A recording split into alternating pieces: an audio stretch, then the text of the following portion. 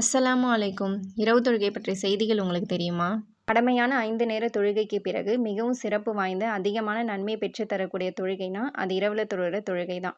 இரவுல தொழப்படுற தொழுகைக்கு பல பெயர்கள் இருக்கு. உதாரணமா சலாத்துல் லைல் இரவு தொழுகை, கியாமுல் லைல் இரவில் நிற்குதல், தஹஜ்ஜுத் தொழுகை.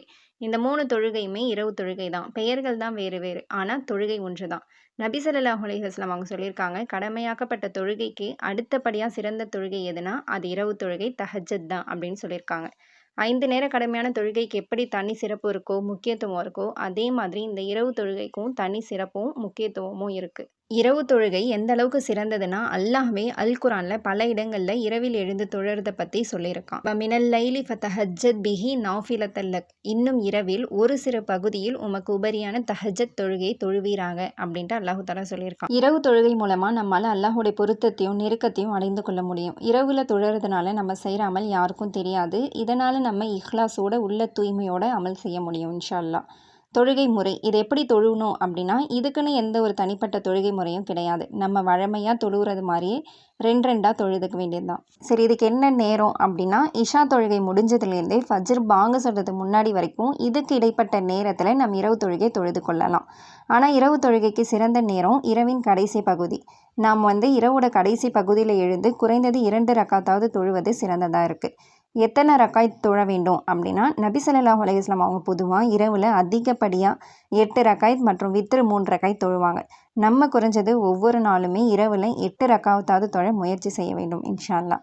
அல்லது நம் குறைந்தது 2 ரக்காத், அதிகப்படியாக 2 எவ்வளவு வேண்டுமானாலும் இரவில் தொழுது கொள்ளலாம். இப்னு உமர் ரலியல்லாஹு அன்ஹு அவங்க அறிவிச்சிருக்காங்க, ஒருவர் நபி ஸல்லல்லாஹு அலைஹி வஸல்லம் அவங்க கிட்ட இரவு தொழுகை பற்றி கேட்டதுக்கு நபி ஸல்லல்லாஹு அலைஹி வஸல்லம் அவங்க இரவு தொழுகை 2 ரக்காத்துகளாக தொழணும் அப்படின்ட்டு சொல்லியிருக்காங்க. இதில் என்ன சூறா ஓதணும் அப்படின்னா, நமக்கு மனநம் இருக்க சூறாக்களை ஓதி தொழுது கொள்ளலாம். ஆனால் சிறந்தது இரவில் நீண்ட நேரம் நின்று ஓதி தொழுகிறது தான். அல்லாஹ்வின் தூதர் ஸல்லல்லாஹு அலைஹி வஸல்லம் அவங்க கிட்ட தொழுகையிலே மிகவும் சிறந்தது எது அப்படின்னு சொல்லி கேட்குறாங்க. அதுக்கு அவங்க நீண்ட நேரம் நின்று ஓதி தொழுகிறது தான் அப்படின்ட்டு பதில் சொல்லியிருக்காங்க. நமக்கு பெரிய சூறாக்கள் மனனம் இல்லை என்றால் நமக்கு தெரிஞ்ச சின்ன சின்ன சூறாக்களை ஓதி இன்ஷா அல்லாஹ் தொழுது கொள்ளலாம்.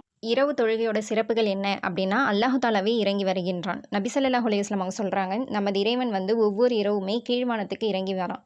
இரவில் 1/3 பகுதி இருக்கும்போது என்கிட்ட யாராச்சும் பிரார்த்தித்தா அதை நான் அங்கீகரிக்கிறேன். யாராச்சும் என்கிட்ட கேட்டால் நான் அவங்களுக்கு கொடுக்குறேன். யாராச்சும் என்கிட்ட பாவ மன்னிப்பு கேட்டால் அவரை நான் மன்னிக்கிறேன் அப்படின்னு சொல்லுவான். சுப்ஹானல்லாஹ்.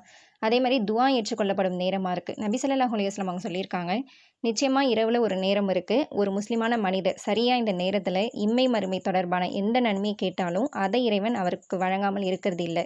இது ஒவ்வொரு இரவுலுமே நடக்குது அப்படின்னு நபி ஸல்லல்லாஹு அலைஹி வஸல்லம் அவங்க சொல்லியிருக்காங்க. அதே மாதிரி சொர்க்கத்தில் நுழைவிக்கிற ஒரு தொழுகையாக இருக்குது. நபி ஸல்லல்லாஹு அலைஹி வஸல்லம் அவங்க சொல்லியிருக்காங்க, சலாம பரப்புங்க, ஏழைகளுக்கு உணவளியுங்கள், மக்கள் தூங்கும்போது தொழுங்க, இதனால் சொர்க்கத்தில் நுழையுங்கள் அப்படின்ட்டு சொல்லியிருக்காங்க. கணவன் மனைவியை தொழுகைக்கு எழுப்பி விடுதல். நபி ஸல்லல்லாஹு அலைஹி வஸல்லம் அவங்க இந்த மாதிரி துஆ செஞ்சுருக்காங்க. தான் இரவில் விழித்து தொழுதுட்டு தன் மனைவியையும் தொழுவதற்காக எழுப்பி அவள் மறுத்தா அவளது முகத்தில் தண்ணீர் தெளித்து விடுற கணவனுக்கும், தான் இரவில் விழித்து தொழுதுட்டு தன் கணவனையும் தொழுவதற்காக எழுப்பி அவன் மறுத்தால் அவனது முகத்தில் தண்ணீர் தெளித்து விடுற மனைவிக்கும் அல்லாஹ் தஆலா ரஹ்மத் செய்வானாக அப்படின்ட்டு துஆ செஞ்சுருக்காங்க.